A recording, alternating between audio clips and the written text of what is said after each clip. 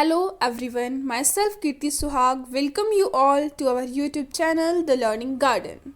We will start our day with a beautiful thought.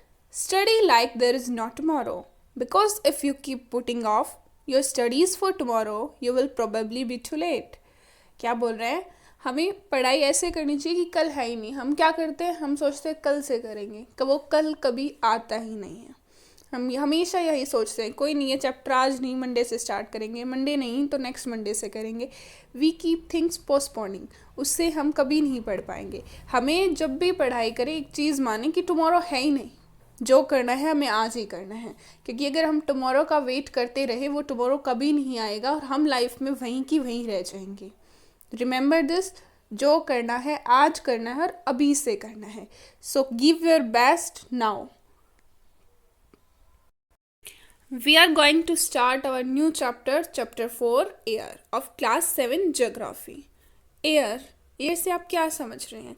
आप एक बार first chapter में हमने क्या पढ़ा था? एनवायरनमेंट. उसमें हमने डोमेन्स पढ़े थे नेचुरल एनवायरनमेंट की, लिथोस्फीयर, एटमॉस्फेयर, हाइड्रोस्फीयर और इन तीनों से मिलके जो बनती है बायोस्फीयर, जहाँ लिविंग वर्ल्ड पॉसिबल है, लाइफ पॉसिबल है.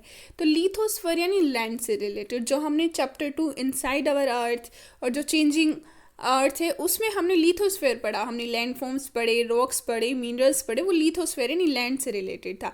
अब हम चैप्टर 4 के अंदर पढ़ेंगे एटमॉस्फेयर क्या है, उसे कंप्लीट डिटेल से पढ़ेंगे. और नेक्स्ट चैप्टर में हम पढ़ेंगे हाइड्रोस्फीयर, वाटर से रिलेटेड. So let's start. इस चैप्टर में पहले ये देखते हैं कि हम पढ़ने क्या क्या वाले हैं. हम पढ़ेंगे एटमॉस्फेयर क्या है, एटमॉस्फेयर हमारे लिए क्यों ज़रूरी है, और एटमॉस्फेयर नहीं होता तो क्या होता. कंपोजिशन ऑफ एटमॉस्फेयर, एटमॉस्फेयर किस किस चीज़ से बना है, कौन सी गैस ज़्यादा है, कौन सी कम है, क्या क्या क्या उनकी कंपोजिशन है, अगर ग्रीन हाउस इफेक्ट क्या है, ग्लोबल वार्मिंग क्या है. Next we will read out about structure of atmosphere. Atmosphere के अंदर 5 लेयर्स हैं: ट्रोपोस्फेयर, स्ट्रेटोस्फेयर, मेसोस्फेयर, थर्मोस्फेयर और exosphere.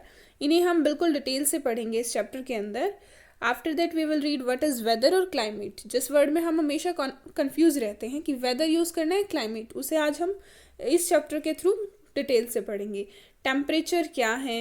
After that air pressure, wind. And wind में भी 3 टाइप्स हैं: permanent wind, seasonal wind, local wind. और एक साइक्लोन के बारे में स्टडी करेंगे. And after that we will read about moisture, types of rainfall. और ये हमारा चैप्टर है. तो अब हम अपने चैप्टर को स्टार्ट करते हैं. इस वीडियो में हम पढ़ते हैं एटमॉस्फेयर क्या है.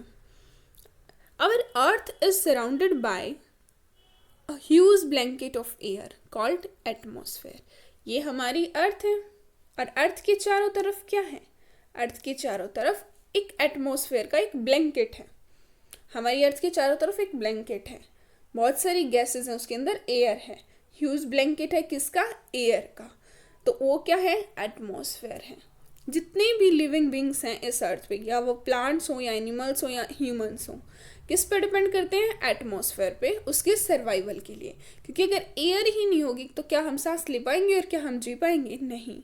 ये हमें क्या देता है? ये हमें एयर देता है सांस लेने के लिए, और हमें हार्मफुल इफेक्ट ऑफ जो सन की रेज हैं उनसे हार्मफुल रेज आने वाली या हार्मफुल जो इफेक्ट हो सकता है उससे बचाता है. यानी अगर सन की रेज हमारे यहाँ डायरेक्ट पहुँचती तो उससे तो हम सह नहीं पाते, हम जल चुके होते. तो ये जो एटमॉस्फेयर है ना, ये हमें सन की रेज से, अल्ट्रा वायलेट रेज से, इन सब से हमें बचाता है. Without this blanket of protection, अगर ये ब्लैंकेट नहीं होता तो क्या होता? हम जिंदा ही पक चुके होते. जो सन की हीट है ना वो इतनी तेज है कि वो हमें पका देती. दिन में तो उसे पका देती और रात को हमें फ्रोज यानी हमें जमा देती. तो यानी अगर एटमॉस्फेयर नहीं होता, दिन में हम पक रहे होते और रात को हम जम चुके होते. ऐसा सोचा है कभी कि ऐसा क्यों? Why it is like this? ये इसलिए क्यों है क्योंकि अगर ऐसा होता तो क्या होता? अगर मान लो सन की डायरेक्ट रेज आ रही हैं तो आपको ये तो समझ आ रहा है कि दिन में आपकी हीट इतनी ज़्यादा होगी कि आपके लिए लाइफ वहाँ रहना पॉसिबल नहीं है. लेकिन रात को जमाने का क्या मतलब है?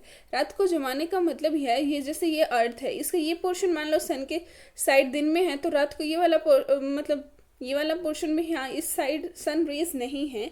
तो वहाँ क्या होता है, जिससे जो ब्लैंकेट होता है ना वो क्या करता है, वो जो रेज दिन में आई थी ना, उन्हें वहाँ एब्जॉर्ब कर लेता है, जिसकी वजह से एक ऐसा एटमॉस्फेयर मिल जाता है जिसमें हम रह पाते हैं।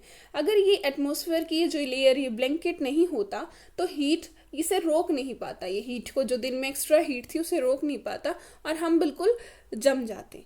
इसे आप ब्लैंकेट की तरह समझ सकते हो। हम जो सर्दियों में ब्लैंकेट डालते हैं तो अगर हम अच्छे से कवर कर लें तो हमें क्या फील होती है, हमें हीट फील होती है, क्योंकि हमारी बॉडी की हीट को ब्लैंकेट उस वहीं रोक लेता है, तो उससे के लिए हमें गर्मी फील होती है। तो यही काम सेम ये ब्लैंकेट करता है। ये ब्लैंकेट क्या करता है, जो दिन की एक्स्ट्रा हीट आई थी उसे रोक लेता है, जो हमें रात में जमने से रोकती है। तो अगर so it is mass of air that has made temperature on earth livable. तो इसी की वजह से हमारे अर्थ पे जो टेम्परेचर है वो ऐसा है कि हम आराम से रह पा रहे हैं। किसकी वजह से? एटमॉस्फेयर की वजह से। अब नेक्स्ट है कंपोजिशन ऑफ एटमॉस्फेयर। एटमॉस्फेयर किस किस चीज़ों से बना है? एटमॉस्फेयर के अंदर क्या है? नाइट्रोजन है, ऑक्सीजन है, कार्बन डाइऑक्साइड, आर्गन और बहुत सारी गैसेस हैं। तो आपको पता है जो एयर हम लेते हैं वो एक्चुअली बहुत सारी गैसेस का मिक्सचर है। वैसे तो हम क्या बोलते हैं कि हम ऑक्सीजन लेते हैं और कार्बन डाइऑक्साइड को छोड़ते हैं, बट रियल में क्या है, वो बहुत सारी गैसेस का मिक्सचर होता है। नाइट्रोजन और ऑक्सीजन है वो ज़्यादा अमाउंट में मिलती हैं। आपको इस डायग्राम में दिखाई दे रहा होगा, नाइट्रोजन 78% है, ऑक्सीजन 21% है, यानी 99% तो गैसेस क्या है, नाइट्रोजन और ऑक्सीजन। तो इसीलिए बोला गया बल्क यानी ज़्यादा कौन सी है? नाइट्रोजन और ऑक्सीजन है। और जो बच गई जैसे कार्बन डाइऑक्साइड होगी, आर्गन, हीलियम, ओजोन और हाइड्रोजन, ये बहुत कम क्वांटिटी में मिलती हैं। अपार्ट फ्रॉम दीज गैसेस और डस्ट पार्टिकल्स और बहुत सारी चीज़ें हैं जो एयर में पाई जाती हैं।